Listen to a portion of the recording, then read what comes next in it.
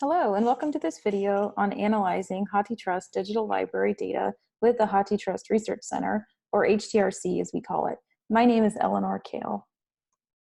In this video, I'll be giving an introduction to the kinds of research made possible by HTRC. We'll look at 4 key concepts for understanding the Research Center and dive into a specific tool or data set for each. But first, I wanted to start with a research example. This paper by Ted Underwood, David Bamman, and Sabrina Lee from 2018 used HTRC. Theirs was a natural language processing project that showed that the depictions of men and women in fiction have become less distinct over time. In other words, they've become more similar. They also found that from 1850 to 1950, the overall number of female characters and female authors declined in half in literature. This is an example of the kind of research that can be accomplished with HTRC. Before we look further at HTRC, let's learn a little bit about HathiTrust. HathiTrust is all of these things: a large-scale digitization initiative with roots in the Google Books project, a trusted digital repository of that digitized content, a digital library with a front end where you can search the full text of the entire library and read books in the public domain, and a partnership of over 150 member institutions, which are primarily, though not exclusively, libraries in the English-speaking world. The entire HathiTrust collection comprises over 17 million total volumes. Nearly 6.5 million of those volumes are in the public domain, so about 60% of the collection is protected by copyright and is not available for human reading or download. There are duplicates in the collection. The items in the collection represent 8 million book titles and also 450,000 serial titles, of which there may be many issues for each. Altogether, it constitutes 763 terabytes of data. The publication dates for items in HathiTrust range from the 16th through the 21st centuries, with a concentration in the 20th century, due to digitization priorities and also the sheer number of items published in the 20th century. This chart shows the distribution of languages in HathiTrust from when it was founded in 2008 through the fall of 2018. You can see that English has always been the predominant language in the digital library, but its share of the collection has gone down with time. German, French, and Spanish are the next most prevalent languages. HathiTrust contains a range of genres, from fiction to history to scientific texts to government documents. The digitized items in HathiTrust are contributed by member libraries, and they hold the original physical items. A repository like HathiTrust opens new and exciting opportunities for scholarship and lets us ask such questions as, how do you leverage the scale and scope of the HathiTrust Digital Library for data-intensive research? And how do you facilitate data mining on a collection with significant copyright limitations? That's where the HTRC comes in. The Research Center enables computational analysis of the HathiTrust corpus. It's engaged in both research and development. So it conducts such activities as testing experimental modes for collection building or data crunching, and also building production-level tools and interfaces. It's a virtual center organizationally housed by Indiana University and the University of Illinois, with support from HathiTrust. HTRC takes a multi-pronged approach. It offers multiple options for working with the data to meet a range of skills and needs. As such, it can accommodate a variety of text analysis methods, though not all of them. The multi-pronged approach is depicted in this diagram, showing the way HTRC provides computational access to the entire HathiTrust corpus, some of which is not available for human reading. From the partial model, where the data is obscured but access to the analysis tools and results are not, to the transform model, where the data is transformed but access to the data and any outputs are not, to the capsule model, where the data is made available under tightly controlled access and output constraints. HTRC Analytics is the main website for HTRC. It's found at analytics.hathitrust.org. If you want to use the site and most of the HTRC's tools, you'll need to create an account with an email address from a qualifying nonprofit educational institution, such as a .edu email address. You need not be at a member institution. Let's take a closer look at the data now, as well as a tool called HathiTrust+Bookworm. The data HTRC makes available comes from the HathiTrust Digital Library. So what's in the digital library? The volumes are scanned from book-like items, so something that could be taken off a library shelf and scanned as one object. A novel, a collection of poems, or several issues of a magazine that have been bound together would all constitute a single volume. The plaintext OCR is generated during the digitization process, and it is uncorrected, and thus sometimes a little messy. Page images are also stored in TIFF and JPEG formats. The metadata for the volumes is very library-centric, including marked bibliographic metadata and METS structural metadata. The holding library for each item submits metadata about it, and while HathiTrust augments the records, they don't do anything to modify or clean the records. The metadata is shared in limited formats.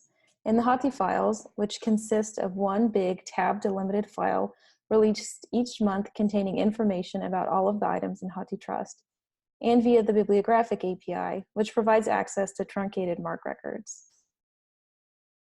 HathiTrust data has a corollary in HTRC data. HTRC data includes the OCR text data and item-level metadata. It is synced nightly from HathiTrust, so as new items come into the repository, they are also passed to HTRC. HTRC then presents, processes, and makes accessible in different forms this data. So let's take a look at one example of a tool that presents metadata and process data from HathiTrust, following the partial model. This tool is open. It's one that you don't even need an account to use, but the full text is not displayed. The HathiTrust+Bookworm tool is a visualization platform that allows you to track word usage trends in the corpus over time. This graph is showing the trend lines for burned in blue and burnt in orange. You can search for single word terms, unigrams, and compare their prevalence in the corpus. You can facet your search using the library metadata, such as by place of publication or library classification. Here's an example of how someone used HathiTrust+Bookworm. Researcher Samuel Franklin was motivated to pursue his project inside the creativity boom from a chart like this one, showing the massive upswing in usage of creativity through the 20th century. He became interested in digging into the ways in which creative and creativity have been used over time to understand this trend better. We'll come back to Sam again later. We'll turn our attention next to another HTRC concept, the workset. At the same time, we'll look at another HTRC toolset, the HTRC algorithms. A workset is like a dataset of HathiTrust text that will be analyzed using HTRC tools and services. Unlike a dataset, though, a workset does not contain the actual text data. It's essentially a manifest of volume information that allows an HTRC tool to call the data when you're ready to do your analysis. The most crucial field in the manifest that constitutes the workset is the HathiTrust volume ID, the unique ID for each volume, which means that they are transferable across systems. They can also be cited and shared. Worksets can be created in HTRC Analytics in two ways.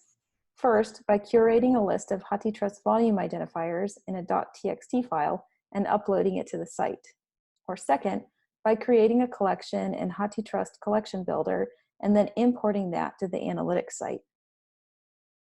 While the option to import from an existing collection in HathiTrust may seem relatively straightforward, you may have questions about how to otherwise build your volume list. Here are some options. You can call an existing list, like the word frequencies in English language literature dataset, or the Hathi files, to identify volumes of interest. Or you could hit the Bibliographic API if you already had on hand an identifier like an OCLC number or an ISSN or ISBN number for the volumes you wanted to locate. Or you could just ask for help. We can give advice and, in some cases, help you assemble a list. You can analyze a workset, among other options, using the algorithms built into HTRC Analytics. They allow you to analyze the data without displaying the full text to you. You only see the workset and your results. In that way, they are another example of the partial model option. You will need to have an account to log in to the analytics site to use them. We'll see a couple examples of the algorithms now. One of the algorithms is a topic modeling tool that creates a bubble visualization like this where the bubbles represent topics or themes in your workset. Another tool is for extracting named entities, or the names of people and organizations and dates that occur in your workset. Now, here's an example of how one researcher made use of an older version of the topic modeling tool. Here are the topics from a workset of early American cookbooks visualized as word clouds. This example comes from Joya Stevens. Let's turn our attention to the kinds of research methods available via HTRC, with a particular eye towards the HTRC extracted features dataset. Here's a table showing what methods can be used with HTRC. You'll see that some services require less or greater technical skills. It also shows the way that the services have more or less locked-in methods, from the HathiTrust+Bookworm, which is strictly a visualization platform, to the Data Capsules environment, which is compatible with most text mining techniques. The HTRC extracted features dataset can be used with any method where word and word count is enough. So what are the HTRC extracted features? They are a derived dataset, meaning data and metadata pulled from the full text and provided in downloadable files. They are structured in JSON format, and they include both page and volume information. There is one extracted features file for each of 15.7 million volumes in HathiTrust. This dataset is currently a little out of sync with the full corpus, since they are crunched all at once and not on demand. You can see the structured nature of the files here. The data is abstracted from the text. The files tell you every word that occurred on every page and how many times it was there. They also give you information about the number of lines on a page and the characters that begin and end lines, which can help determine information about the page, such as whether it was a table of contents. Here's Sam Franklin's creativity project again. Here's what he ended up doing with his project. He built a creativity workset of volumes from HathiTrust containing the words creative and creativity. Then he used HTRC extracted features to generate topic models showing the themes prevalent around those terms in his set. He was able to make the argument in his dissertation the words creative and creativity moved from being about generation to imagination over time. The HTRC extracted features are best accessed and analyzed using a Python library called the HTRC Feature Reader. There is a lesson on the website Programming a Historian that will teach you about how to use the feature reader and more about the extracted features dataset. Here's the last concept we're going to explore, non-consumptive research. With it, we'll learn about a system called HTRC data capsules. Non-consumptive research is an idea that underlies all HTRC work. We define it as research in which computational analysis is performed on text, but not research in which a researcher reads or displays substantial portions of the text to understand the expressive content presented within it. The concept arises for reasons of US copyright law, where machine reading of digitized text is allowed when human reading may not be.